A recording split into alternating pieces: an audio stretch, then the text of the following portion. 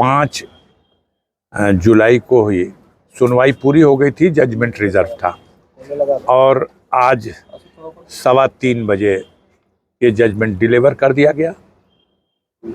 इस फैसले से हमारी अपील जो गाजीपुर के एमपी एमएलए कोर्ट से पिछले साल 29 अप्रैल को हमारे विरुद्ध गैंगस्टर एक्ट में 4 साल की सजा का आदेश और 1 लाख के जुर्माने का जो दंडादेश पारित किया गया था, मेरी अपील उसी आदेश के विरुद्ध थी और सरकार की तरफ से भी अपील दाखिल हुई थी कि 4 साल की सजा कम है, बढ़ाया जाए, और विपक्ष की तरफ से भी अपील दाखिल हुई थी। तीनों अपीलों को एक साथ सुनवाई की गई और आज माननीय उच्च न्यायालय ने अपना निर्णय सुना दिया। अफजाल अंसारी की अपील मंजूर की गई। गाजीपुर न्यायालय के द्वारा दिया गया वो दंडादेश जिसमें 4 साल की सजा और 1 लाख का जुर्माना था, उसे खंडित कर दिया गया और सरकार की सजा बढ़ाने की अपील या विपक्ष की सजा बढ़ाने की अपील खारिज कर दी गई। सर, देखा जाए तो हाई कोर्ट ने निचली अदालत के फैसले को पूरी तरह पलट दिया है। अब पूरा फैसला तो नहीं पड़ा है, लेकिन ये जरूर है कि वो फैसला टिकने लायक था ही नहीं जिस दिन हुआ था उस दिन भी, लेकिन मैं तो उसी दिन अंदर कर दिया गया। समीक्षा तो बाहर आप करते हैं, आज उसकी समीक्षा कर दिया माननीय उच्च न्यायालय ने। जब कानून के तराजू पर तौला गया तो अंतोगत्वा भारत की जो न्यायपालिका है, आज के फैसले से उसके प्रति विश्वास में और मजबूती आई और वृद्धि हुई है। आपके पक्ष में फैसला आया है। पिछले वर्ष जब फैसला निचली अदालत में आपके अगेंस्ट आया था तो आपके सियासी जीवन में एक ब्रेक जैसा महसूस हुआ होगा, और आज क्या ये ठहराव खत्म हो गया? नहीं, वो ब्रेक तो आया। आपको पता है कि 29 अप्रैल को सजा हुई और उसी दिन से मेरी सदस्यता खत्म हो गई। 14 दिसंबर को, पहले तो 24 जुलाई को माननीय उच्च न्यायालय इलाहाबाद ने मेरी याचिका जो अपील थी वो सुनवाई के लिए मंजूर की, मुझे जमानत दे दिया और 27 तारीख को मैं जेल से बाहर आ गया। लेकिन फिर मैं सुप्रीम कोर्ट गया क्योंकि सजा का आदेश निलंबित होना जरूरी था। उतने दिन सजा याफ्ता बना रहूं तो न चुनाव लड़ सकता था, न संसद के पद पर बहाल हो सकता था और न समाज में ही मैं अपने आप को एक स्वच्छ व्यक्ति मान सकता था। मैं सुप्रीम कोर्ट गया, माननीय सर्वोच्च न्यायालय ने ही इस सजा को, उसकी अपील तो नहीं सुन सकता था, लेकिन इस सजा पर रोक लगाई जाए इस स्तर पर जब सुनवाई किया था तो प्रथम दृष्टया ये महसूस किया था कि ये सजा का आदेश निलंबित किए जाने योग्य है। और 14 दिसंबर 2023 को ही गाजीपुर के न्यायालय के सजा के उस आदेश को निलंबित कर दिया था माननीय सर्वोच्च न्यायालय दिल्ली ने। उस आदेश के बाद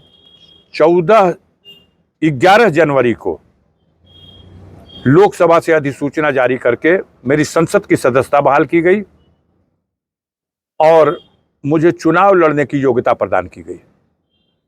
फिर जो चुनाव हुआ है, मैं चुनाव लड़ा हूं और आगे जो घटनाक्रम हुआ है वो सब आपके सामने है। सांसद जी, ऐसे में आज का जो फैसला आने वाला था, इसको लेकर विपक्ष कई सारे सपने भी सजे हुए था। सपना आप दिखाते हो, आपने गुड़ा भाग करके बता दिया था। जैसे हम जब चुनाव लड़ रहे थे तो आपने गुड़ा भाग करके बहुत सा संतोष दिया उनको कि देखो, कोई भी आदमी 84 के बाद 2 बार लगातार तो सांसद चुना ही नहीं गया गाजीपुर में, तो ये कैसे चुने जाएंगे।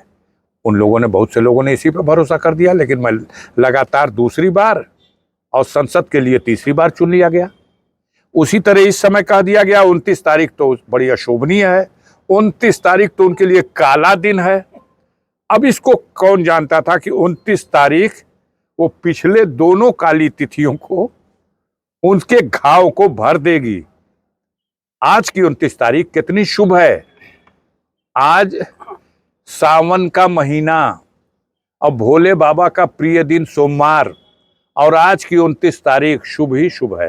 सर, अभी आपने जिक्र भी किया था, इन 2 तारीखों के अलावा भी आपके व्यक्तिगत जीवन में भी 29 तारीख बड़ी महत्वपूर्ण है, क्या है? मैंने सब बता दिया, अब उसी को एक बार। बार बार छोटी सी बात। मैंने कहा 29 नवंबर 2005 को पहली बार अफजाल अंसारी के विरुद्ध किसी आपराधिक घटना का षड्यंत्र रचने का आरोप लगाकर प्राथमिकी दर्ज कराई गई, मुझे आरोपी बनाया गया।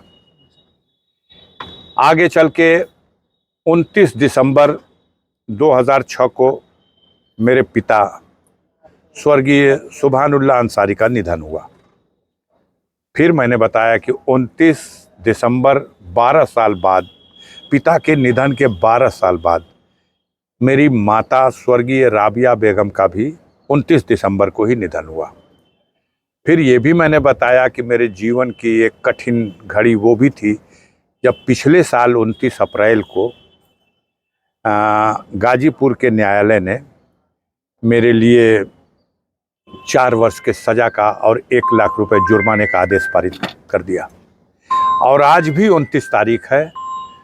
यह भ्रम फैलाने की बहुत कोशिश हुई थी कि 29 का दिन तो उनके लिए बड़ा काला दिन है, लेकिन जो ऊपर बैठा है वो विधाता, जो सृष्टि का रचयिता है, जो सबका मालिक है, उसने माननीय उच्च न्यायालय में मेरी याचिका, एक तरफ उस कुर्सी पर बैठे हुए जज को भी मिलाड कहा जाता है और एक तरफ सारे लाडों के ऊपर जो बैठा हुआ लाड है उसे भी लाड कहा जाता है। यहाँ हमारे वकीलों ने, आदरणीय गोपाल चतुर्वेदी जी ने, आदरणीय DS मिश्रा साहब ने, आदरणीय उपेंद्र उपाध्याय जी ने, आदरणीय अजय श्रीवास्तव जी ने कोर्ट के सामने अपना पक्ष रखा और ऊपर वाले जज के सामने गरीब जनता ने अपना दर्द उनके सामने बयान किया और परिणाम यह है जो आज मुझे न्याय मिल गया। और जो लगातार खबरें बनाई जाती थी, अब उस पर तो विराम लग गया है। कई चैनल वाले अभी सलाह दे सकते हैं, सलाह देंगे कि इसके लिए भी आगे सुप्रीम कोर्ट में अपील है, तो उसके लिए भी अफजाल अंसारी तैयार। सर, अपने क्षेत्र की जनता के लिए कोई खास संदेश इस मौके पर? सबको बहुत बहुत धन्यवाद, आभार। उन्होंने जो साथ निभाया इस विपरीत परिस्थितियों में, चुनाव के लिए दौरान भी और चुनाव के बाद भी, तमाम तरह से जनता को भ्रमित करने, डराने और तमाम तरह का कुचक्र रचा गया, उसके बाद भी अफजाल अंसारी के चाहने वाले, मानने वाले, जानने वाले अंसारी परिवार को अपना आशीर्वाद और अपनी दुआ देने वाले, आज उन सब लोगों की विजय का दिन है और इसलिए इस विजय की उनको मुबारकबाद देता हूँ। निचली अदालत से सजा मिलने के बाद भी आपने कहा था कि न्यायपालिका पर हमें भरोसा है। पिछले कई बार हम लोगों ने जब बातें की तो आपने कहा न्यायपालिका में भरोसा है। आज वो दिन ऐसा आया है, क्या कहेंगे न्यायपालिका? नहीं, हम हमेशा गर्व करते हैं। हमने तो विदेशों में भी ये कहा, एक बार परिस्थितियाँ ये बनी थी कि मैं सेंटर हज कमेटी का मेंबर था, as a member of parliament. ये 2004-05 की बात है, जब हज कमेटी के मेंबर के हैसियत से मैं अरब गया था।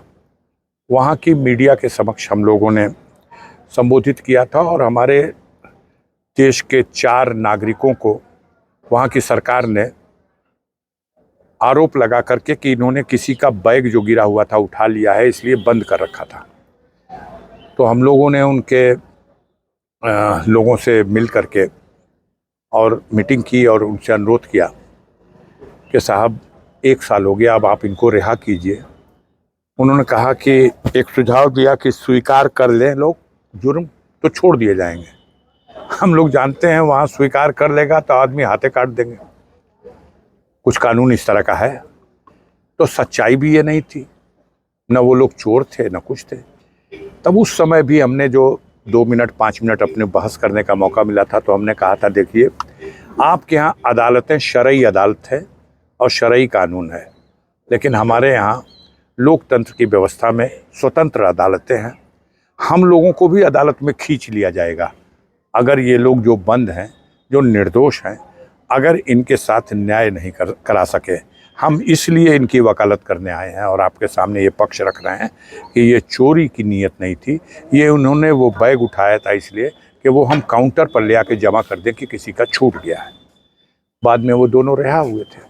तो हम तो विदेशों में भी जब कभी मौका मिला, अपने देश की न्यायपालिका पर गर्व करते हुए उनके सामने भी उसका